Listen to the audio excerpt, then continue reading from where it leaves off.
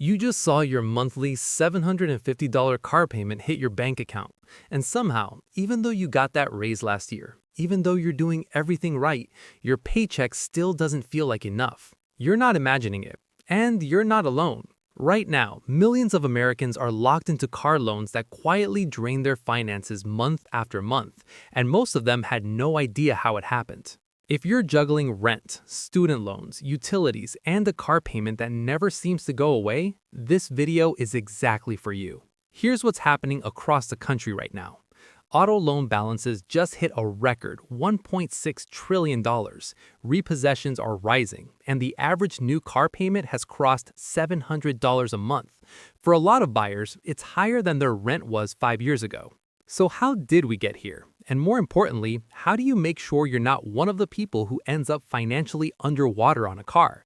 That's exactly what I want to walk through today. Not in a scary way, just clearly. Because once you see the mechanics of this trap, it becomes a lot harder to fall into it. Let me give you a real example. Let's call him Marcus.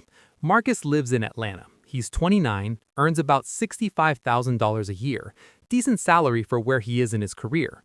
Last spring, he needed a car. His old one was giving him problems, his commute was getting longer, and honestly, he'd been eyeing SUVs for a while. He walked into a dealership, found a $45,000 SUV he loved, and financed it through Chase Bank.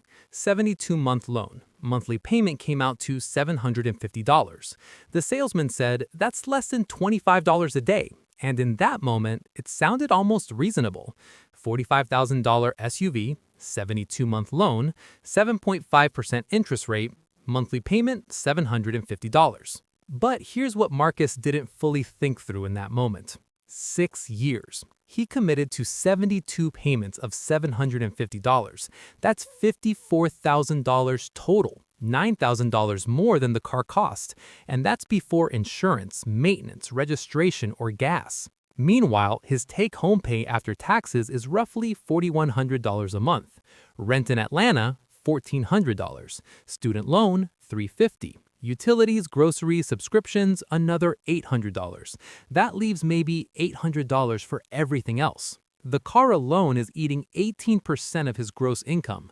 Financial advisors typically recommend keeping all transportation costs, car payment, insurance, gas, under 15%. Marcus isn't irresponsible. He's not reckless. He made a very normal decision that a lot of people make, and that's exactly why it's worth paying attention to. So what exactly is the car payment trap? It's not just about having a big payment. It's a combination of things that work against you simultaneously. 1. Depreciation moves faster than your loan balance. A new car loses roughly 20% of its value the moment you drive it off the lot. By the end of year 1, it's down about 30%. But if you're on a 72-month loan, you've barely made a dent in the principal in that same time. Most of your early payments go toward interest. The result? In year 2, Marcus's SUV might be worth $31,000. His loan balance? Still around $37,000. He's now $6,000 underwater, owing more than the car is worth.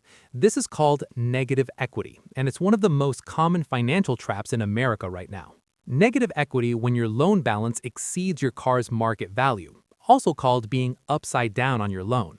2. Long loan terms lower your payment but raise your cost.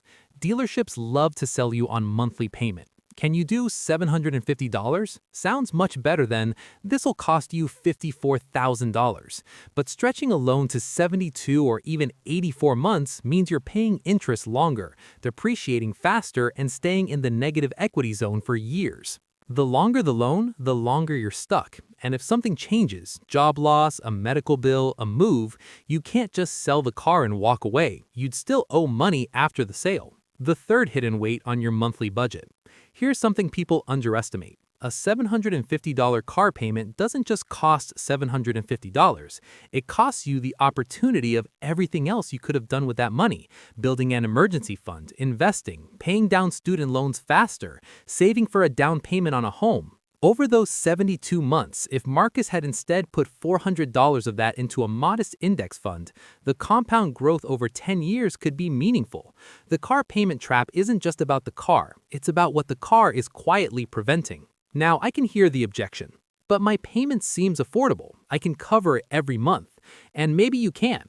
Covering a payment and that payment being financially smart for your situation are two different things.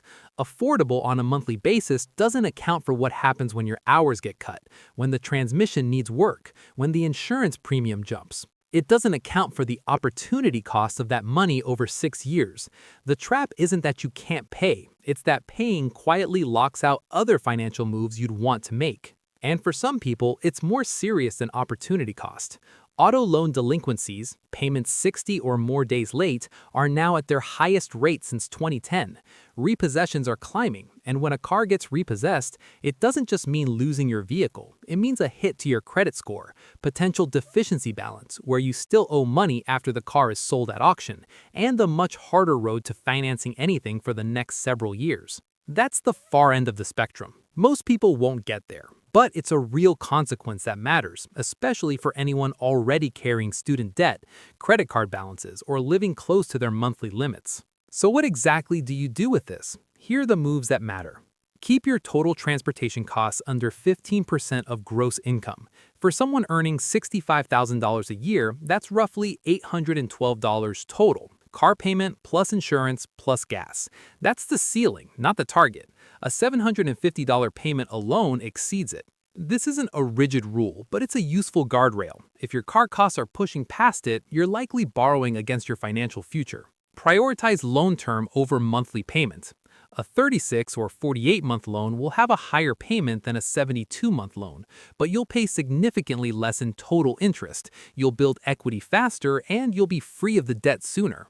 If the only way a car is affordable is with a 72 or 84-month loan, that's a sign the car may not be the right fit for your budget right now. Consider a certified pre-owned vehicle. A 2 or 3-year-old vehicle has already absorbed the steepest part of its depreciation curve. You can often get a CPO vehicle with a warranty and financing at 40 to 50% less than the new car price that serves your practical needs just as well. For someone in Marcus's situation, stepping into a $22,000 CPO sedan instead of a $45,000 new SUV could free up $300 to $400 a month. Put down at least 20% if you're buying new. A larger down payment reduces your loan amount, reduces your monthly obligation, and critically keeps you from going underwater immediately. Run the full budget math before you sign, not just the payment. Take the monthly payment, add your insurance quote, which will change for the new car, estimate fuel, and look at what that total number does to your rest of the budget. Write it out, see what's left. If the answer makes you uncomfortable, trust that feeling. Quick note. Everything in this video is for educational purposes. Everyone's financial situation is different. If you're making a major auto financing decision, talking to a financial advisor who knows your full picture is always worth the time. Here's the honest truth. Car payments have become so normalized that the trap doesn't feel like a trap anymore. It just feels like Tuesday. But the people who build real financial stability over the long run are usually the ones who made different choices at the dealership, not because they were depriving themselves, but because they understood what they were actually signing up for. Marcus's situation isn't permanent, but avoiding it in the first place is a lot easier than unwinding it afterwards. If this was useful, I'd appreciate a like. It helps the channel. And if you're working through a specific car buying decision, drop it in the comments. I read them. See you in the next one.